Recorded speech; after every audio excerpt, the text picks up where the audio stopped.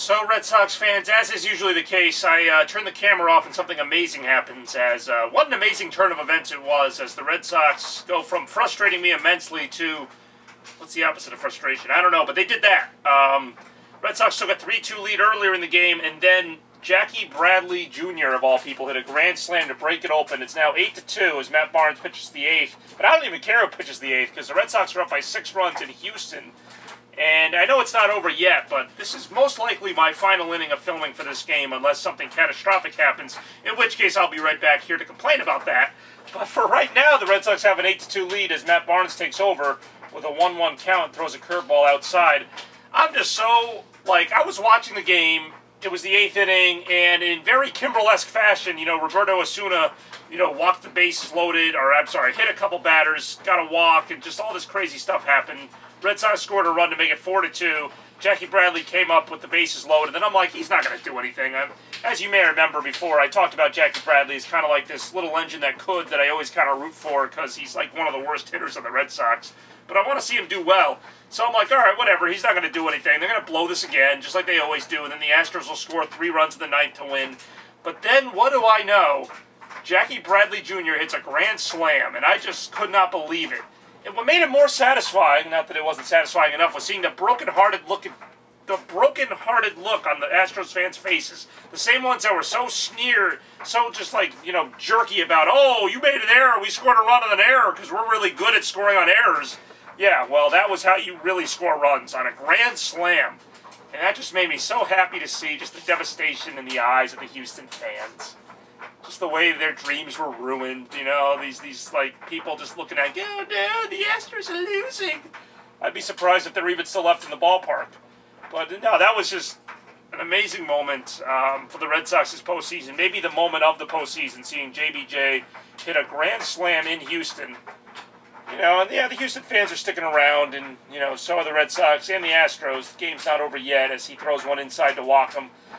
I'm not going to get mad yet until he gives up 4 runs, and then I'll start screaming profanities at the TV screen, throwing the remote, leaving the room, and just kind of knocking the camera over, or maybe just rethinking my life and how it's come to this. But for right now, I'm excited. The Red Sox have a 6-run lead in Game 3, a must-win Game 3, make it 2-1, and they're right in it, the Red Sox. It's really hard to believe I'm saying that, because for the longest time I figured, no matter how many wins the Red Sox had, they weren't really in it against the Houston Astros. I figured they were good enough to make it to the second round, but I didn't think they would win the second round. I'm still not sure they're going to, but this was fun.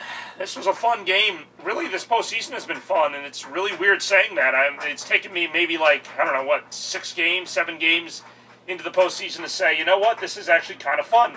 I'm actually not disappointed. I'm disappointed the umpire didn't call that a strike, but I'm used to that. I'm used to a certain degree of disappointment from the umpires. You guys know that. But I'm not disappointed that the Red Sox are beating the Astros. Even the games they've lost, they've been in. So it's just altogether, even against the Yankees, that was a very entertaining series. I don't know what to say. I'm honestly shocked. Now, have they let me down? Yes, and they always will. But that's all right, as long as they win the damn game, which they're winning it. Convincingly. Again, it's kind of like the first 2 games of the series where one team has a 1 or 2 run lead, and then all of a sudden the floodgates open, and the Astros obviously still have 6 outs to get here for the Red Sox, and still 6 runs deficit for the Astros right now. But I'm just shocked, honestly. To that point, okay, that should have been a strike too, but I think because Barnes is so wild, they're not giving him the benefit of those close pitches. Which is another thing I really hate about umpires. It's either a ball or a strike, but they'll say, oh, well, the catcher had to, lean out to catch it or something, so it must be a ball. They don't even use, any kind of objective judgment with it. They just go, oh, well, this guy throws the ball outside the zone a lot, so it must have been a ball because it was close. But, yeah, I don't know. I don't really like the umpires. I gotta find something to complain about here, and I might complain about more if he walks Gonzalez. As he throws the 2-0 pitch, and that one's a strike. Even the umpire couldn't mess that one up. That's what I'm waiting for, is the day they throw a pitch down the middle and the umpire goes, I didn't think it was a strike. Hate the umpires. There's actually several rants that you can find if you're really bored and, this in-game commentary isn't doing it for you. There's some other rants I have of me ragging on the umpires, either during a game or just as a separate rant. just going off on the umpires. You know, there was the play with Chase Utley, I forget, Ruben Tejada for the Mets back in 2015. I don't even know if I was against the umpires in that one, but I got pretty mad about something. I don't even know. That one is fouled off, I think. Yep, there it goes. Also, on a side note, it is Celtics opening night, so I'm pretty excited about that. I've been kind of flipping back and forth between the two games. Gonna hope that the Red Sox get out of this inning, and, you know, they don't have to use Porcello or anybody more important to hopefully win this game. Take a 2-1 series lead. Jackie Bradley can't contain himself. He's so excited. I really hope the TV was on for that shot, because it was actually pretty funny. Jackie Bradley was just standing in the outfield like me watching a Red Sox playoff game. Because I guess, to be fair, he's also watching a Red Sox playoff game. Oh, God. See, that to me is what gets me about the Red Sox bullpen. It's not even that they suck. It's that they can't throw strikes. You know, if they're getting, like, hit all over the ballpark, you know, that happens when good hitters take advantage of pitching, but they're not even, like, in the zone. Like, batters are just standing there and getting on base, and then all they have to do is get, like, one base hit, and they score a run because they put so many runners on. And that's the frustrating part about it, whether it's Kimbrel or Barnes or whoever else. You know, Brazier was good in the 7th because he didn't throw a million balls. But it's like, if you're not even going to be in the zone, I mean, why even pitch? Like, why even bother? That one is grounded to second. Going, I can't talk right now. Not a double play. I was going to say, going to second for 1, going to first, and he's safe. So basically the same situation now, but they got an out. Have a runner on first. So the runner does reach first, but it's a fielder's choice, as it were. Close play at first, but he is safe ahead of the throw. I'll admit the umpires got that one right. It's pretty rare that they do. Oh, I remember Game 1 of the 2016 ALDS against the Indians. I was, like, complaining about the umpire call, like, the entire game. They screwed the Red Sox out of a run in the first inning, which really, in my opinion, changed the momentum of that first inning and eventually the game, because the Red Sox ended up losing by 1. And wouldn't you know, it was the one the umpire screwed them out of.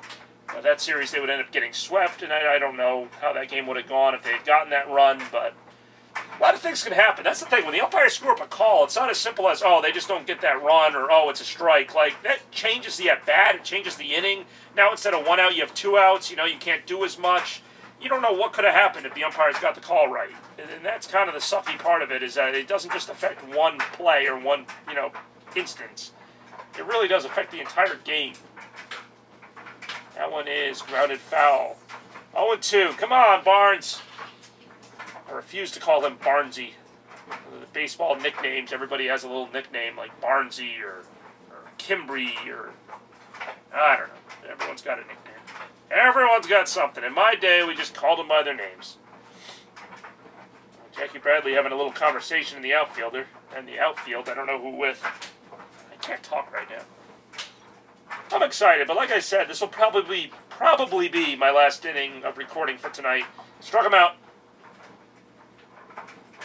2 outs. This will probably be my last inning of recording, unless something catastrophic happens and it's like 8-7 in the 9th inning.